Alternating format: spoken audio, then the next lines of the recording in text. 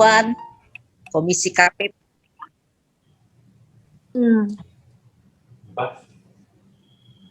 Live meeting. Halo, maaf, kedengeran suara saya, kedengeran nih.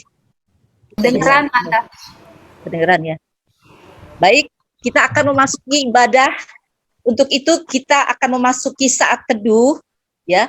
Mari kita satukan hati dan pikiran kita untuk kita akan memulai ibadah. Kita memasuki saat teduh terlebih dahulu.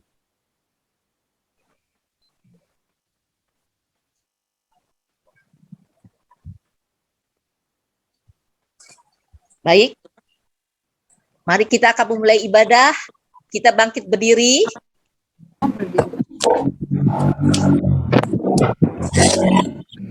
Kita akan memulai ibadah ini dengan menyanyi dari PKJ 2, Agunglah, Agunglah namanya.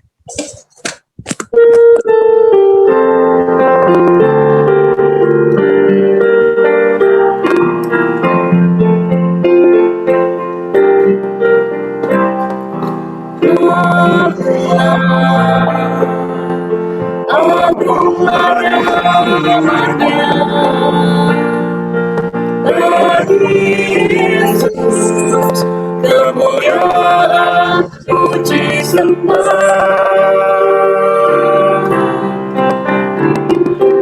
Agunglah kekuasaannya, memberi berkat bagi jemaat, bersyukurlah. Pujilah, tinggikanlah Rajamu Yesus. Dialah selamanya Sang Raja benar.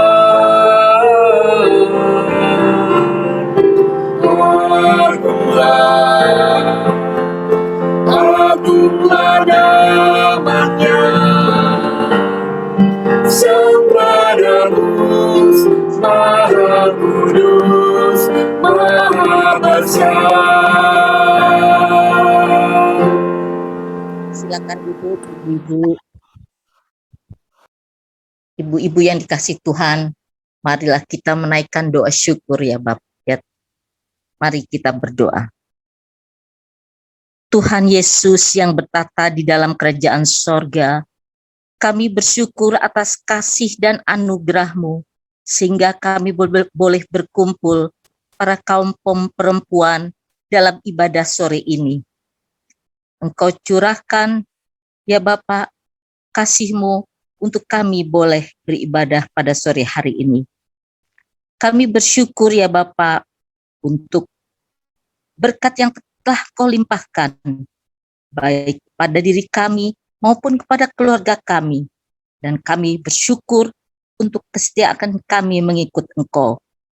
Berkatilah ibadah kami ya Bapak, yang dipimpin oleh Bapak Pendeta Supriyatno MTH, boleh berjalan dengan baik dari awal sampai akhir, penuh dengan tuntunan Roh Kudus-Mu, yang membuka hati pikiran dan jiwa kami untuk siap menerima firman-Mu, dan juga menjalankannya dalam kehidupan kami hari lepas hari. Terima kasih Tuhan, terimalah doa syukur kami yang kami alaskan hanya di dalam nama Tuhan Yesus, Juru Selamat kami yang hidup. Amin.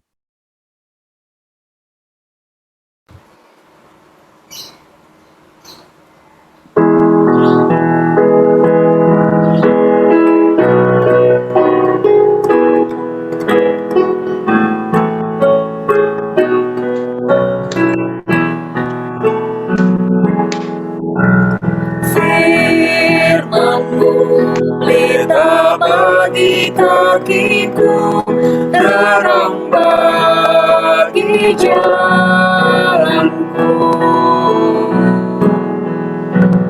Firman-Mu pelita bagi kakiku, terang bagi jalanku. Waktu ku bimbang dan hilang jalanku, tetap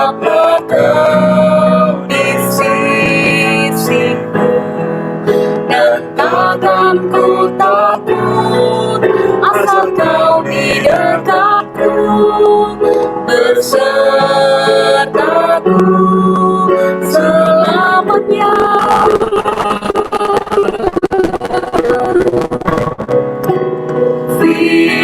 Firman-Mu pelita bagi kakiku, terang bagi jalanku.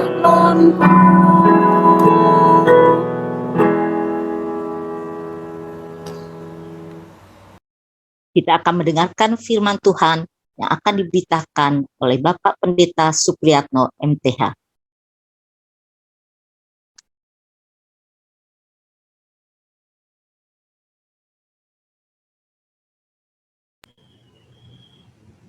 Mari ibu-ibu kita berdoa sebelum kita membaca firman Tuhan dan kemudian juga mempercakapkannya.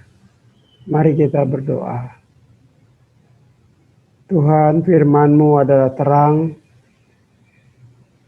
dan cahaya kehidupan kami. Sehingga langkah yang kami tempuh di dalam mengambil keputusan di tengah kehidupan kami sehari-hari, firman-Mu lah yang membantu kami untuk menetapkan mana yang paling tepat.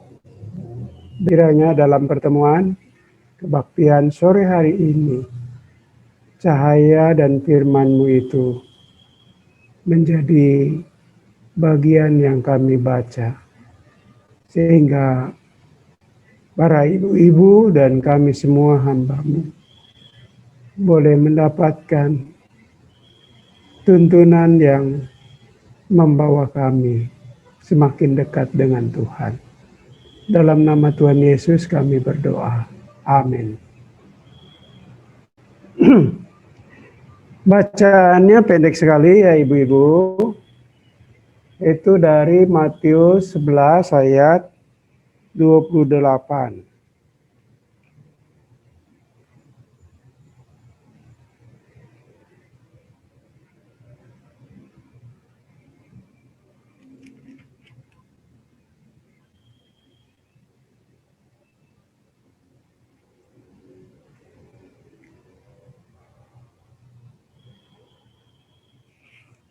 Sudah ditemukan ya.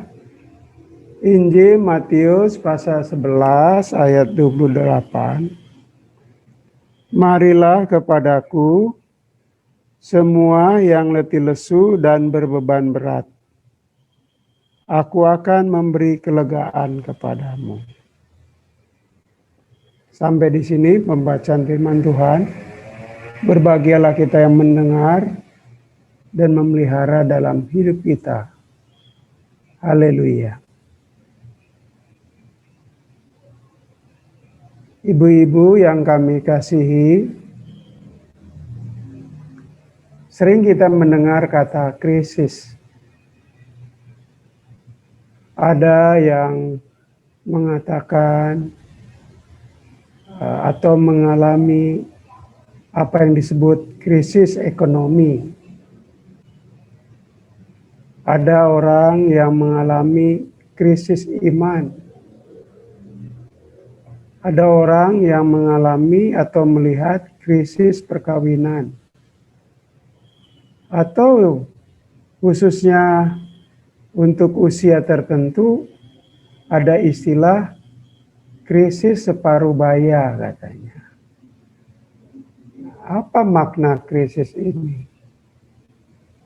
Krisis itu maknanya situasi tidak stabil. Ya. Jadi kalau seseorang situasi ekonominya di mana pengeluarannya dituntut begitu besar, sedangkan sumber keuangannya terbatas, sehingga ia mengalami kelangkaan ekonomi, itu disebut krisis ekonomi. Kalau seseorang, apakah ibu atau bapak, yang menghadapi pengalaman pahit,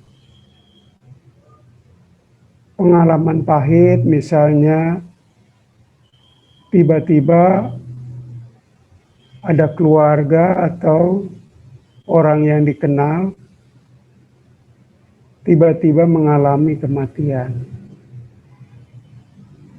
mengalami celaka. Lalu orang itu mengalami guncangan, orang itu biasa disebut mengalami krisis iman. Dia mulai bertanya, Tuhan, kok saya menderita? Orang yang kami kasih kok pergi? Itu krisis iman. Atau orang yang sedang berjuang menata perkawinannya. Karena kesalahpahaman, karena komunikasi yang tidak berjalan dengan baik, sehingga satu sama lain lebih banyak situasinya tidak rukun daripada harmoni. Itu biasa kita sebut krisis perkawinan.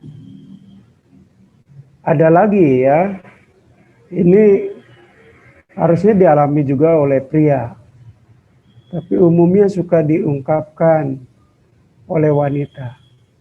Krisis separuh baya katanya. Itu biasanya mulai umur 50 ke atas, mulai bertanya-tanya, saya masih cantik enggak ya? Saya masih menarik enggak? Suami saya masih mencintai saya enggak? Ketika dia ragu-ragu, itu dia mengalami krisis separuh baya. Nah, krisis ini menunjukkan ketidakstabilan emosi, psikologi, ya. Jadi krisis itu berpengaruh kepada sikap seseorang. Nah, kalau ibu-ibu paling sering nih krisis yang mana ya? Krisis ekonomi, krisis iman, krisis perkawinan, krisis paruh baya, atau apa nih? Ekonomi, Pak. Oh, ekonomi ya. Akhir bulan, Pak. Akhir bulan ekonomi. Jadi tergantung ininya ya Bu ya. Kan udah pada pensiun, Pak. Iya, iya. Nah itu pada waktu pensiun jadi mengalami krisis ya, tidak stabil. Memang masyarakat kita kan beda dengan orang luar negeri. Kalau orang luar negeri itu kalau pensiun itu ditunggu, senang sekali. Karena bisa jalan kemana-mana. Kalau kita begitu pensiun nggak bisa jalan kemana-mana. Karena ekonominya susah. Jadi itu krisis, tidak stabil. Jadi saya cerita sedikit ya. Cerita personal gitu. Sampai sekarang saya kalau berdiri pasti nggak bisa langsung berdiri. Duduk dulu agak lama. Karena kalau misalnya dari berbaring terus berdiri terus goyah gitu. Ya, pusing. Nah, itu tidak stabil. Ya. Nah, apakah itu krisis? Mungkin juga ya, krisis kesehatan ya. Nah, kalau krisis kesehatan juga efeknya bisa kemana-mana ya Bu Teni ya. Betul, Bisa, Pak. Betul, Pak. Saya juga lagi krisis kesehatan. oh gitu. Kamu sakit banget. Nah, bisa itu kan, kepala sakit banget. Nah, ucapan Tuhan Yesus itu tawaran sekaligus undangan. Ditujukannya untuk siapa? Bukan untuk orang yang lagi badannya segar. Bukan untuk orang yang ekonominya lagi melimpah. Bukan untuk orang yang imannya sedang kokoh. Ya. Bukan kepada orang yang kepercayaan dirinya sedang tinggi. Bukan. tapi ditujukan kepada siapa? Yang berbeban berat. Berbeban berat, ya, berbeban berat. Dan namanya krisis itu pasti beban. Ya. Bebannya itu ya kalau dia ekonomi kan beban sekali, ya. Bayangkan ya, kalau ibu-ibu kan masih ada yang nyekolahin anak ya, misalnya. Yang satu harus bayar uang kuliah, yang satu harus bayar apalagi pengeluarannya. SMP, SD, SMA, kuliah, nah Pak itu Nah, biasanya beruntun. nah, itu kan beban banget, sesek kata bahasa gampangnya kan. Kaki di kepala, kepala di kaki Pak. Ya, nah, itu seperti begitu. Jadi tawaran Tuhan Yesus, marilah kepadaku hai kamu yang berletih lesu dan berbeban berat. Jadi orang yang krisis itu lesu, ya, kurang semangat gitu loh.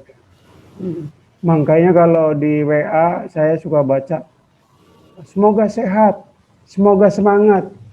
Itu harus dilihatnya bukan sekedar basa-basi, tapi memang semangat itu penting. Ya. Ya. Jadi kalau semoga sehat, selamat, nah itu harus dihayati. Benar juga, coba kalau ibu-ibu bangun pagi hari nggak semangat, itu suasana psikologinya udah terganggu.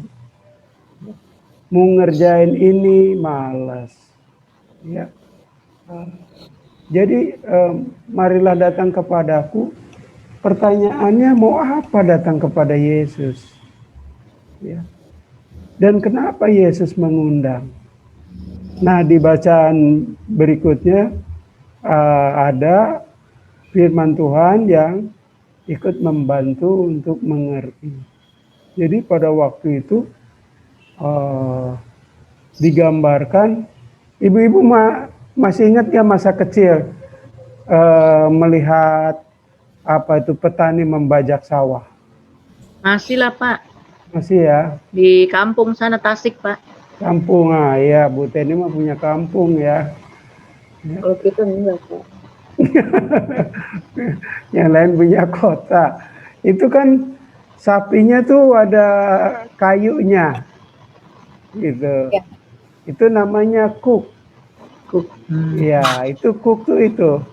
Jadi kuk itu sengaja ditaruh supaya dia bisa narik itu nyebajaknya. Ya.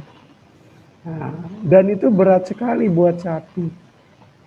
Nah, Tuhan bilang kalau orang Kristen datang kepada Dia, maka kuk itu ya, yang dibawa-bawa kemana-mana itu akan menjadi lebih ringan. Jadi Yesus itu mengundang kita untuk mampu menghadapi krisis kehidupan. Ya. Seperti tadi, krisis kehidupan itu bisa macam-macam. Ya. Ya. Ada orang yang mengalami namanya krisis identitas. Ya, tadi Bu Teni ngomong soal ini ya, kampung ya. Bukan ngomongin orang kampung nih. Ya Pak. Karena saya juga orang kampung. Itu saya masih ingat ya, kalau dulu waktu kuliah, yang datang dari kampung itu pakaiannya tuh ya seperti saya tuh pada norak gitu loh. Ya. Iya betul Pak. Gitu ya. Jadi pengen kayak gaya kota tapi belum nyampe gitu. Jadi kampungan Pak. Nah, jadi kampungan itu krisis identitas. Mau pakai gayanya orang kampung, nggak enak dinilai oleh lingkungan ya. Apalagi di lingkungan kampus, perguruan tinggi. Ya. Tapi kalau mau ikut gaya orang kota, belum nyampe. Akhirnya jadi krisis identitas. Atau kalau bukan mahasiswa itu ada yang suka ada sebutan OKB. Ya. Ada yang tahu Bu Orang kaya baru, Pak. Orang kaya baru ya. Jadi kalau orang kaya baru tuh dasinya warna merah, ya, bajunya warna kuning. Nano-nano. Iya, itu enggak matching. Itu krisis juga, krisis. Tapi yang dimaksud oleh Tuhan di sini adalah orang yang karena beratnya kehidupan, dia memerlukan pihak lain. Ya. Jadi krisis itu nggak bisa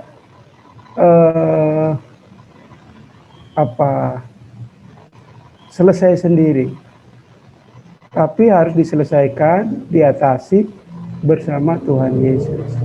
Ya. Memang dalam hidup itu ada yang bisa diatasi sendiri. Nah, saya suka pakai ilustrasi. Kalau saya bawa HP, nggak perlu saya minta tolong ke Ibu Titin Liman. Ya. HP kan ringan banget. Masa minta tolong Ibu Titin? Ya, Bu Titin tolong dong bawain HP ini. Saya keberatan gitu kan, nggak mungkin. Nggak mungkin ya Pak. Ya. Jadi harus saya bawa sendiri. Ya. Kalau saya ngangkat kursi, walaupun lebih berat, nggak mungkin saya juga minta tolong Ibu Helen.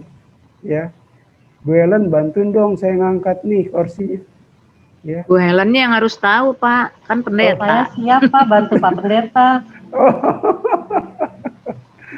Ya, tapi kalau misalnya ngangkat meja di ruang makan saya, nggak mungkin saya nggak memerlukan orang lain. Ya, berat banget, nggak mampu. Jadi saya memerlukan ibu-ibu. Kalau ibu-ibunya pas ada ya, bisa Bu Indri, ya, bisa Bu Emilia, bisa Bu Dia, ya, atau ibu yang lain.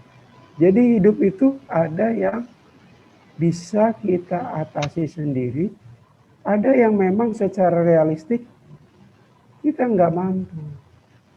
Nah Tuhan tuh mengerti. Karena itu dia mengundang, marilah datang. Jadi perlu datang ya. Jadi datangnya ke tempat yang paling tepat. Jadi kalau kita datang kepada Yesus itu alamat yang tepat. Kalau ibu-ibu belanja perginya kemana sih?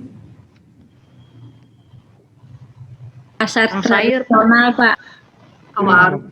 Pasar tradisional. Ya. Ibu belanja apa ke pasar tradisional?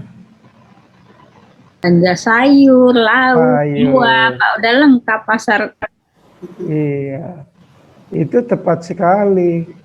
Tapi kalau mau beli mobil baru ke pasar tradisional atau ke mobil-mobilan, Pak. Kalau ke mobil-mobilan. tradisional. Jadi kalau kita mau pergi ke satu tempat harus sesuai dengan apa yang tersedia di sana. Ya. Walaupun tadi Bu Titin ya bawa duitnya banyak Bu, ya. Itu mau beli mobil baru di pasar apa tuh di tetangga Ibu tuh? Pasar Jambul, Pak. Pasar Jambul. Muter-muter seharian juga nggak ada Bu toko. Gitu. Angkot adanya, Pak. Nah sama. Nah, jadi kalau kita punya pengalaman sedang menghadapi krisis, kita harus tahu ya kepada siapa kita harus pergi. Ya, karena sekarang juga orang tuh bilangnya memberi solusi tapi malah memperberat masalah. Ya, saya ini lagi setiap baca koran Kompas suka ada namanya tuh pinjaman ojol apa-apa gitu ya. Ya. Pak, pinjaman ojol. Iya, pinjaman gitu. Jadi pakai online. Bilangnya memberi solusi. Jadi saya baca kemarin di Kompas, orang itu pinjamnya cuma 3,5 juta. Ya. pasti pada waktu pinjam kan dia lagi masalah.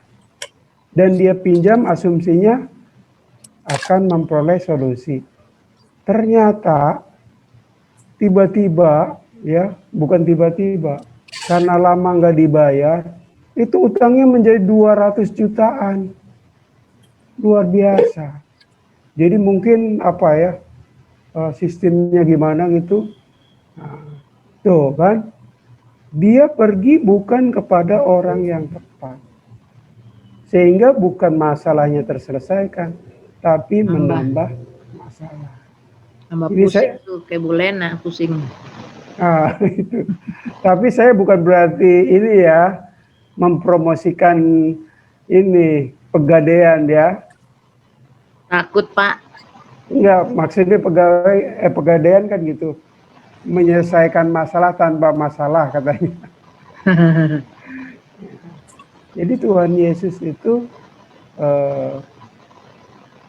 membuka diri bahwa kita ini ada hal yang bisa kita selesaikan, tapi juga kita harus realistik, ada yang nggak bisa.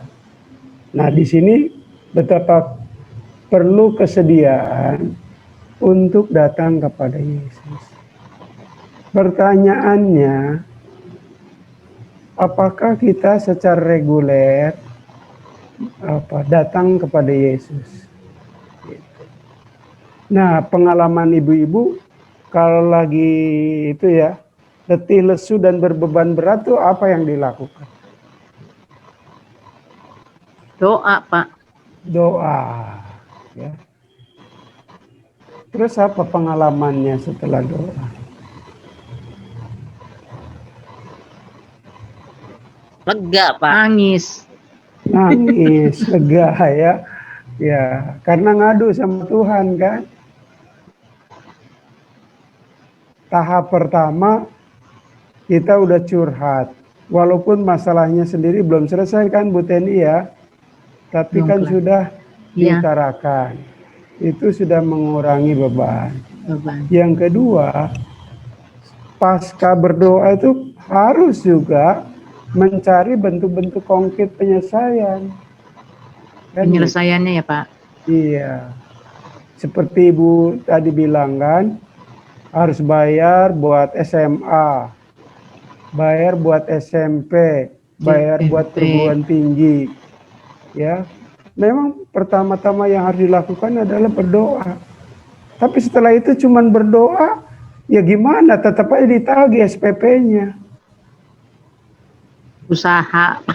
Nah, jadi tetap prioritas kita datang kepada Tuhan, mengungkapkan beban kita, ya. Dan dari perjumpaan itu juga bisa kemudian muncul jalan-jalan Tuhan. Ya. Jalan Tuhan itu Iya, Pak. seringkali nggak pernah bisa ditebak loh. Ya. Ibu-ibu punya pengalaman nggak? Tahu iya. Coba saya mau tanya, pernah nggak ibu-ibu mengalami sebuah pemberian Tuhan yang nggak bisa ditebak? Sering Pak. Kalau saya mah Bu, Pak. bisa cerita Bu? Oh ya. Saya kan waktu itu Pak, Pandu masuk kuliah, Caca masuk SMA, Uta masuk SD. Oke. Itu semuanya perlu uang pangkal. Ya. Nah, terutama kan untuk Pandu ya. Untuk Pandu kan harus kuliah. Bagaimana caranya gitu. Nah, terus kita ya bergumul berdoa. Terus dilala kok apa yang kita pikirkan tuh ternyata bukan yang Tuhan pikirkan gitu loh Pak. Ya. Masuk ke Maranatha tuh kita pikir mahal, nggak taunya luar biasa Pak. Yang udah kita persiapkan uangnya ya itu gitu loh Pak. Iya. Tadinya kan aduh bagaimana harus bayarnya, pasti mahal ini gitu kan. Kita cuma punya, katakanlah dulu tuh Pak, punya duit cuma 1.250.000 Pak. Iya. harus ke Betul, pada waktu itu masuk. ya Bu. Iya. Terus setelah kebenaran saya sendiri yang ngurusin sampai bayar sampai kuliah gitu ya Pak. Iya. Saya tanya waktu itu Pak Osman yang jadi Purek 3. Yusuf Osman. Iya Pak Osman, Yusuf Osman. Iya. Bu Iya. Yolita tahu tuh, kenal saudaranya. Oh. Nah itu saya datang ke situ, saya nanya juga, Bung ini boleh nggak tadinya gitu kan minta dicicil apa-apa. Emang berapa sih ini yang harus kita bayar nih kalau mahasiswa, kan dilihat juga kan kalau memang anggota anggota dari GKP emang agak murah ya Pak ya gitu. Ya. Karena kita karena Maranatha itu kan join dengan GKI ya Pak. Jadi ya itu Pak, luar biasanya apa yang kita pikirkan ternyata di luar kemampuan kita, Tuhan memberikan jalan. Seperti itu Pak. Oke. Nah itu kan jalan Tuhan itu nggak bisa ditebak ya. Ibu yang lain ada pengalaman nggak? Ya. Ini kayaknya udah buntu banget ya. Udah sumpah. Udah Kalau rasanya. mau berbagi pengalaman, Ya silakan. waktu itu saya masih jadi bendahara sama Bu Helen ya. Ya. Saya ngalami sama Bu Helen, kalau setiap menjelang akhir bulan tuh, kita sudah pusing Pak, karena saldo keuangan kita pada saat itu krisis. Dan setiap bulan kami harus membayar untuk gaji karyawan, gaji pendeta. Oh ini jemaat nih, bukan KPP ya? Ya, jemaat nih Pak ya. Oke. Biar jadi kan berbagi pengalaman bahwa jadi bendahara itu kami juga punya pengalaman Pak. Ya. Sampai saya sama Bu Helen tuh kalau udah menjelang akhir bulan tuh kepala kayak udah mau pecah gitu loh Pak. Ya. Tapi di detik terakhir keuangan kita pada saat itu ada sekitar kurang lebih 5 jutaan. Sedangkan pembayaran kita membutuhkan duit sekitar 20 juta. Saya sama Bu Helen sampai main lihat-lihatan bagaimana nih kita harus bayar untuk kelebihannya. Terus kita sama Bu Helen udah Len kita berdoa aja. Kita yakin percaya pasti ada jalan keluar untuk memenuhi setiap pembayaran yang kita butuhkan untuk kebutuhan di kas kita. Tidak disangka dan tidak juga jawaban Tuhan gitu cepat ya Pak. Kita juga sama Bu Helen, saya sama Bu Helen juga di luar kemampuan kami berdua. Tiba-tiba ada telepon dari satu jemaat bilang transfer sekian juta. Tiba-tiba masuk lagi jemaat mengirimkan amplop, ini ada kiriman katanya dari kakaknya yang di Malaysia. Dengan tidak terduga uang yang kami butuhkan dalam beberapa waktu saja itu sudah terkumpul. Itulah yang kami rasakan bahwa Tuhan itu tidak tinggal diam. Tuhan itu tidak tidur. Saya sama Bu Helen sampai menangis pada saat itu bahwa kuasa Tuhan untuk memenuhi setiap kebutuhan pelayanan kami dipenuhi. Puji Tuhan semua dapat terbayar dengan baik. Itu saja sih Pak kesaksian saya selama saya ikuti pelayanan di gereja. Ternyata bendahara itu biasanya asumsinya pegang uangnya banyak ya Bu. Iya Pak. Ternyata harus sakit kepala ya. Sakit kepala Pak. Jadi Bu Helen kalau akhir bulan peganginnya kepala terus ya Bu ya. Ada lagi pengalaman lain ya.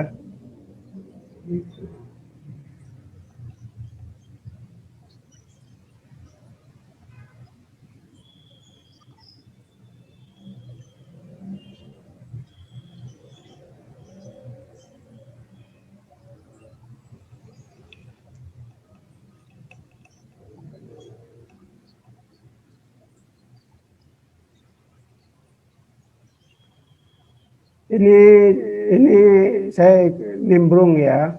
Serinya bukan pengalaman saya. Tapi waktu saya berkhotbah di sebuah jemaat, lalu ada seorang ibu yang memperkenalkan diri dan dia cerita. Dia itu dulunya memang muslimah. Ya, ketika dia menikah dengan suaminya itu tentangannya keras sekali. Ya. Dan ternyata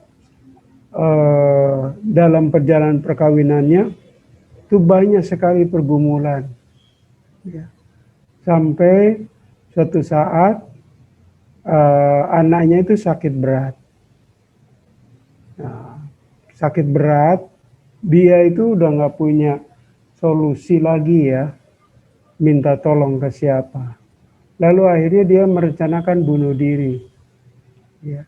Jadi dia itu udah di jalan kereta api. Jadi dia udah itu. Ya. Tapi ternyata pas detik-detik itu tuh ada yang nolong gitu, yang narik.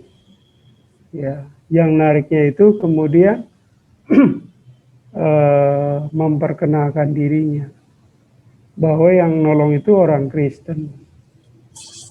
Nah, ditanyalah ibu ini ya, kenapa sampai memutuskan bertindak dalam bentuk bunuh diri. Dia cerita panjang pergumulan perkawinannya, ya ditolak keluarganya, ya. Ya. Terus dia bingung karena harus membayar biaya rumah sakit buat anaknya. Itu ternyata orang yang nolongnya itu tidak hanya menyelamatkan ibu itu, ya, itu bahkan membayari biaya rumah sakitnya. Wah, dia sebagai orang ini ya yang baru masuk Kristen, antara percaya atau tidak percaya terhadap pertolongan Tuhan. Ya, jadi berat sekali dia bilang. Dia cerita bukan hanya pada saya, ada juga beberapa anggota majelis jemaat. Dan anggota majelis jemaat yang lain sih sudah tahu. Nah, itu disitulah dia dikuatkan. Jadi kalau menghadapi kesulitan, Tuhan itu tadi istilahnya ya nggak tidur, ya menemani, ya dengan caranya. Ya, di detik-detik terakhir ada orang yang menyelamatkan dia. Dan bukan hanya menyelamatkan nyawanya, tapi juga membiayai anaknya yang sakit. Ya. Sekarang hidupnya sudah bagus, ya, karena dia pendidikannya juga bagus, ya. Jadi secara ekonomi sudah bagus, tapi dia pernah dalam tahap-tahap awal perkawinan mengalami ya pertolongan Tuhan tuh yang tidak diduga. Ini contoh ya dari pengalaman orang. Oke, ada lagi yang lain?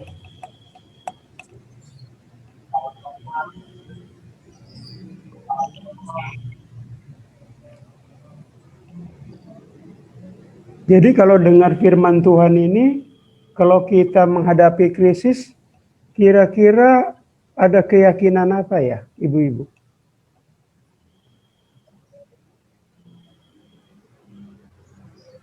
Keyakinan akan ada jalan keluarnya, Pak. Oke, itu ya. Yakin bahwa jalan keluar. Enggak ada, kalau ini mah suka namanya ada jalan buntu ya. Iya. Ya, jalan buntu kan mentok, nggak bisa kemana-mana. Tapi bagi orang Kristen hidup itu ada aja jalan keluar. Dan itu tadi suka misteri. Ya Pak, Ya. kadangkala udah berdoa nggak ada jawaban, yang ada tuh kayak sukacita gitu Pak. Padahal belum selesai. Itu kalau cita itu kok hati seneng amat ya, padahal utangnya masih banyak gitu ya. Yang mau beli ini nggak ada gitu Pak. Ada sukacita kadang-kadang Pak. Nah, Ibu bisa mengutarakan lahirnya sukacita itu berangkat dari dorongan apa? Dari dorongan doa, Pak. Dorongan Berserah doa. sama Tuhan. Nah, kita kan ungkapin semua permasalahan yang ada, doa, terus permohonan, terus setelah doa itu kok kayak ada kelegaan, padahal kita nggak tahu, belum tahu jawaban. Kenapa jadi kok kadang-kadang kok hati seneng ya, padahal masalah belum selesai gitu, Pak. Ya, ternyata juga kegembiraan dari Tuhan tuh nggak bisa dihalangi oleh masalah yang belum selesai ya Bu ya. Betul, Pak. Oke. Ada lagi ibu yang lain? Jadi maksud yang tadi tuh, jangan kita gembira kalau nggak punya masalah. Punya masalah juga harus gembira, ya. Karena itu kan sering disebutkan, ya apa ibu-ibu, hati yang gembira adalah obat. Adalah obat, itu kan berarti lagi sakit tuh, ya kan? Oke, masih satu lagi kalau ada yang mau ya. Dengan gambaran Tuhan yang mari ya, gitu kan. Jadi terbuka. Jadi Allah kita, Tuhan kita tuh bukan yang tertutup, ya. Kita diperkenankan untuk masuk. Jadi bagus juga kalau kita terbuka. Nah, sekarang kan kita sudah mengalami Allah kita itu terbuka untuk menolong. Bisa nggak kita juga punya sifat terbuka, ya, mengerti kesulitan orang lain? Nah, ini pertanyaan terakhir nih.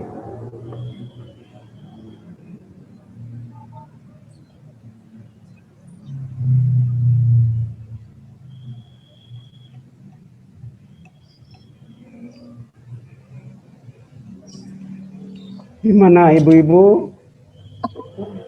Bisa nggak? Saya mau ikutan nih.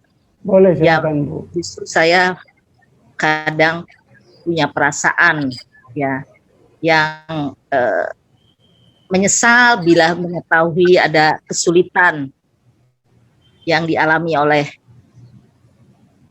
seorang gitu, apalagi orang itu kita kenal baik di lingkungan maupun di gereja ataupun dimanapun kita mengenalnya, dia dalam kesulitan dan kita tidak dapat membantu, itu Pak. Nah inilah yang biasanya saya bawa dalam doa Pak, untuk orang tersebut ya Pak, gitu. Jadi ada kelegaan juga kalau melihat orang tersebut ternyata bisa keluar dari kesulitannya itu. Ya, jadi kita yang berbeban letih itu bukan hanya dari diri pribadi kita sendiri, kita pun juga bisa menolong mereka melalui doa yang kita naikkan kepada Tuhan.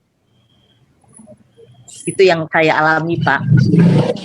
Saya betul-betul berdoa buat orang itu karena secara finansial saya tidak bisa membantu dia.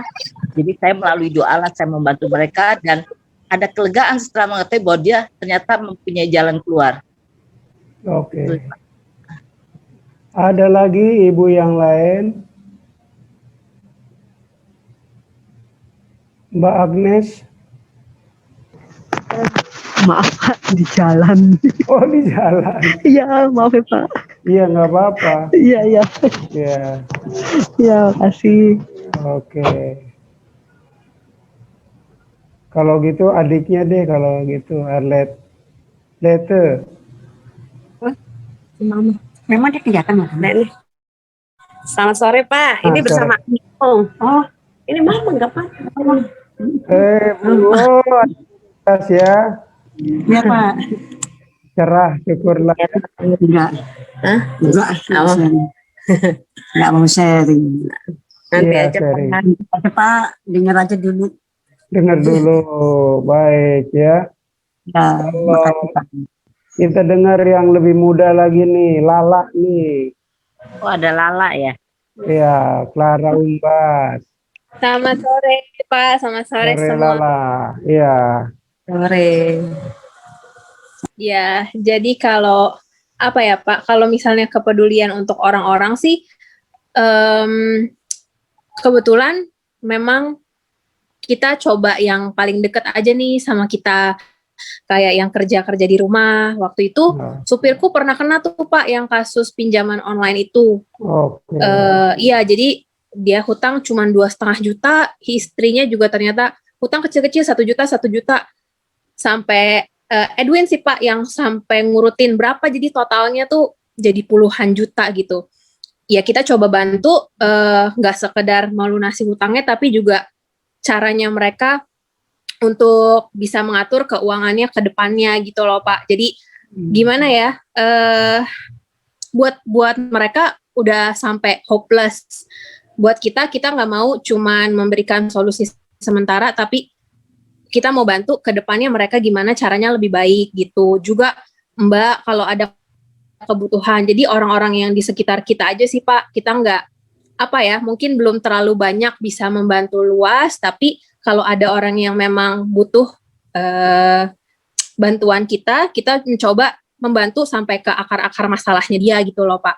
Mau cari tahu, mau peduli, bukan cuman memberi solusi sementara, tapi benar-benar gimana caranya ke depannya dia nggak kena lagi masalah yang sama, sampai permasalahannya sampai ke keluarganya, sampai ke keluarga besarnya. Kita coba bantu peduli ke level yang lebih gitu. Kita coba seperti itu. Gitu, Pak. Oh. Ya, ini contoh yang baik, tidak hanya memberi ikan, tapi juga memberi kemampuan ke depannya dia tidak melakukan hal yang keliru. Iya, kita Tapi sih bisa. ya sambil mendoakan juga supaya jangan sampai kena lagi ya Pak, kayak seperti itu. Jadi mencoba membantunya lebih dari sekedar menyelesaikan hutangnya saat ini gitu loh Pak. Karena buat mereka ya itu udah hampir mau, wah udah kacau gitu, kasihan banget ngelihatnya. Ya. Nah itu kan pengalaman real dari yang dialami dan diatasi oleh Lala. Dan Edwin sih. Dan Edwin ya. Dan ternyata yang sedang berbeban itu tidak hanya orang yang jauh, tapi orang yang dekat. Nah, yang di sekitar kita aja. Ya. Dan memang ya puji Tuhan bisa membantu. Ya. Dan memang kalau belajar dari orang Samaria yang baik hati, menolong yang seperti itu tuh lebih repot. Ya. Kan? Harus membalut lukanya, kalau ya membalut lukanya, dikasih penginapan, itu kan artinya supaya kedepannya lebih baik. Dan yang nggak tahu juga, kalau dia kan juga mungkin nggak berpikir kita bisa membantu seperti itu. Tadinya supir kita udah mau berhenti aja gitu loh Pak, karena kan bermasalah gitu. Tapi puji Tuhan Edwin, aku dikasih hikmat yang memang kita harus bantu. Kesaksian juga mungkin Tuhan mau menolong orang ini dari anak-anak Tuhan gitu. Jadi salah satu bentuk kesaksian penyertaan Tuhan buat orang yang mungkin berbeda iman dari kita gitu, jadi penolong. Iya. Oleh, terima kasih ya, contoh bagusnya ya. Si cantik. Bye-bye Pak Pendeta. Ya. Bye-bye Pak Pendeta. Ya, pinter kamu ya. Iya. Oke. Kamu udah pinter kebaktian. Tinggal nanti ikut sekolah minggu. Iya, udah pengen Eira nih Pak Pendeta ya. Oke. Saya kira begitu ya ibu-ibu ya. Iya Pak. Kita diingatkan lagi, kita punya Allah Tuhan yang sangat empati, mengenali keberadaan orang-orang yang dikasihinya. Kalau dia sedang berbeban, dia menawarkan yang terbaik, yang bersifat solusi.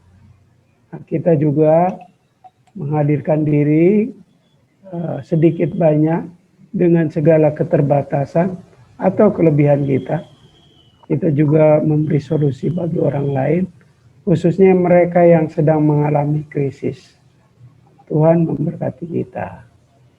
Oke, selanjutnya saya serahkan ke Liturgos. Ya.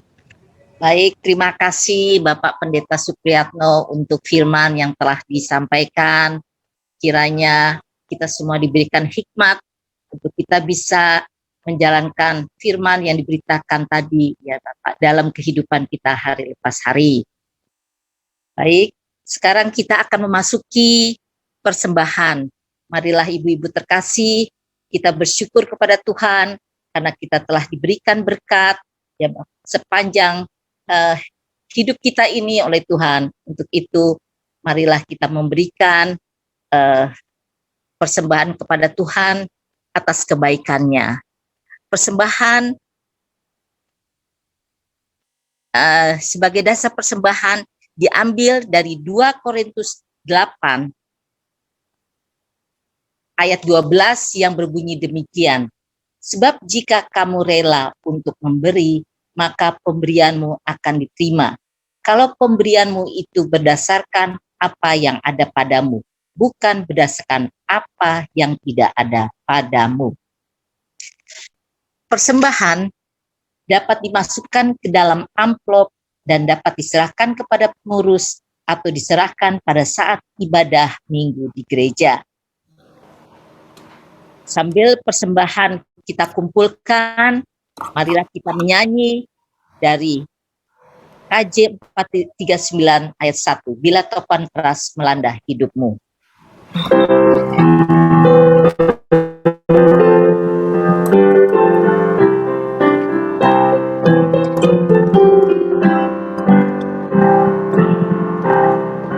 Bila topan keras melanda hidupmu, bila putus asa dan nanti lesu, berkat Tuhan satu-satu hitunglah, kau niscaya kagum oleh kasih-Nya. Berkat Tuhan mari hitunglah, kau kan kagum oleh kasih-Nya. Berkat Tuhan mari hitunglah, kau niscaya kagum oleh kasih-Nya. Bapak Pendeta dipersilakan untuk memimpin doa persembahan sekaligus doa syafaat. Mari kita berdoa. Tuhan, terima kasih untuk ibadah kami pada sore hari ini. Biarlah itu menjadi sumber kekuatan kami, khususnya dengan Tuhan yang mau terbuka, menerima siapapun yang berbeban berat dan letih lesu. Kiranya kami dikuatkan oleh firman Tuhan. Pada kesempatan ini kami menaikkan persembahan kami kepadamu. Terimalah, kiranya persembahan ini dapat dikelola dengan sebaik-baiknya, sehingga bisa bermanfaat dan mendukung pelayanan, khususnya di Komisi Pelayanan Perempuan. Kami juga berdoa untuk saudara-saudara kami, para ibu-ibu yang lain. Tuhan tahu situasi mereka masing-masing. Ada yang kuat, ada yang lemah, ada yang sedang bergumul, ada yang bersukacita. Dalam segala keragaman itu, kiranya Tuhan hadir dan memberikan mereka kekuatan dan sukacita. Kami berdoa untuk saudara kami yang berulang tahun hari ini, Bapak Freddy Masdur, kiranya usia yang baru dialami pada saat ini akan juga berlanjut di hari yang akan datang. Sukacita, kesehatan, dan panjang umur Tuhan karuniakan kepadanya, dan juga Tuhan memelihara keluarganya. Berkati opa, oma, saudara-saudara kami yang lansia, yang tubuhnya lemah dan harus terbaring sakit. Biarlah Tuhan memberi tenaga, kebugaran, terlebih bagi mereka kesembuhan. Kami berdoa untuk bangsa dan negara kami. Biarlah Tuhan memimpin bangsa kami untuk terus tetap stabil dalam bidang ekonomi maupun politiknya. Kami berdoa bagi kami semua yang mengambil bagian dalam kebaktian ini, kiranya Tuhan melindungi kami. Kiranya cinta kasih Tuhan, itulah yang menjadi benteng kehidupan kami.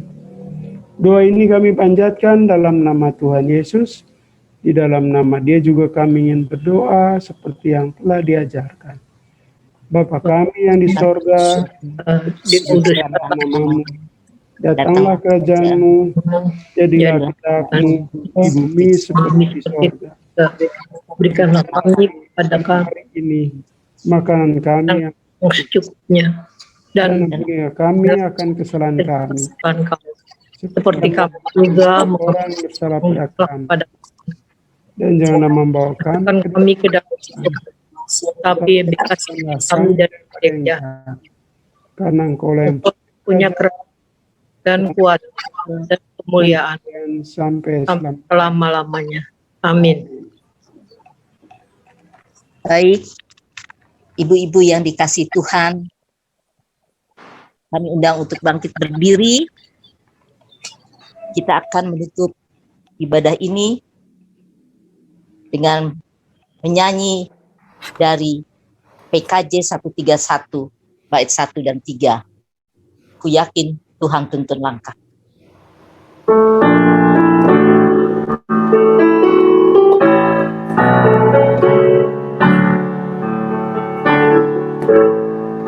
Ku yakin Tuhan tuntun langkahku, serta membuka jalan bagiku.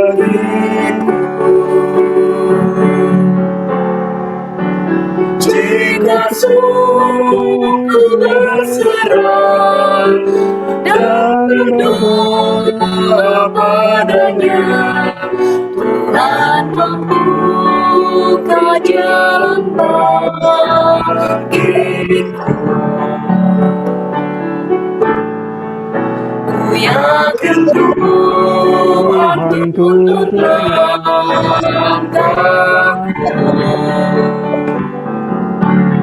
serta membuka jalan bagiku. Bagi dia hidupku, kata dan tindakanku, Tuhan membuka jalan bagiku.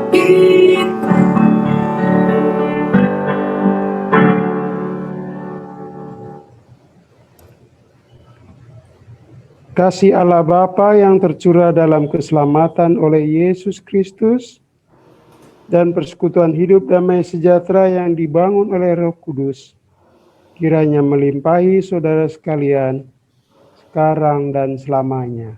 Amin. Bapa, terima kasih. Bapa, terima kasih. Bapa di dalam terima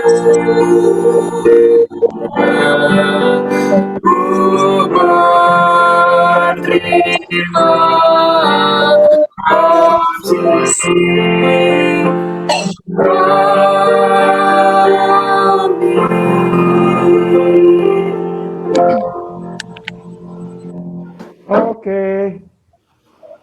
masih warta ya. Kami persilakan pengurus untuk memberikan warta komisi KPP.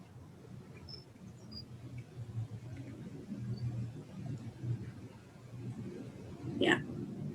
Ini berdua ya. Akan disampaikan oleh siapa? Oh ya, saya. Oh, silakan. Selamat sore ibu-ibu semua yang terkasih. Kami dari pengurus mengucapkan terima kasih untuk kehadiran ibu-ibu semua pada sore hari ini. Tadi saya lihat ada banyak yang hadir, sudah 21 orang. Terima kasih banyak untuk ibu-ibu semua untuk kehadirannya. Mudah-mudahan di kebaktian yang selanjutnya lebih banyak lagi. Dan dari pengurus juga kami mengucapkan terima kasih untuk Bapak Supriyatno untuk firman Tuhan pada sore hari ini. Ibu Oni, Kameli, Kak Samuel untuk pelayanan juga pada sore hari ini. Kiranya Tuhan memberkati. Sekali lagi juga saya mendoakan supaya Pak Pri sehat terus sehingga bisa melayani di KPP.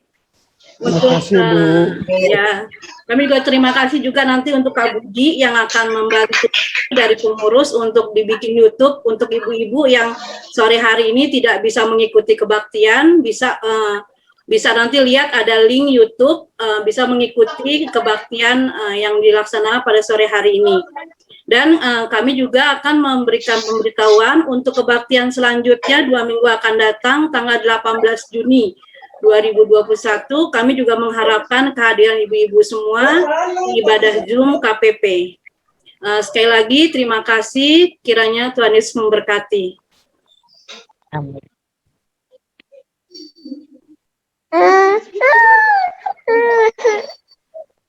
Terima kasih Bu Linda. Ibu-ibu mohon kameranya dibuka, kita mau foto ya. Kak Santi bisa atau Kak Linda? Saya. Bentar Kak, ya nanti kita foto. Bentar. Saya siap juga Kak. Tunggu. Oh ya oke. Kak Santi mau siap? Keren ya. Kayolita, belum kelihatan mukanya. Gwen. Yeti. Iya, foto cakep. Oke, sudah siap semua. 1, 2, 3. Gwen. Sekali lagi ya. 1, 2, 3. Oke. Bentar, saya cek dulu.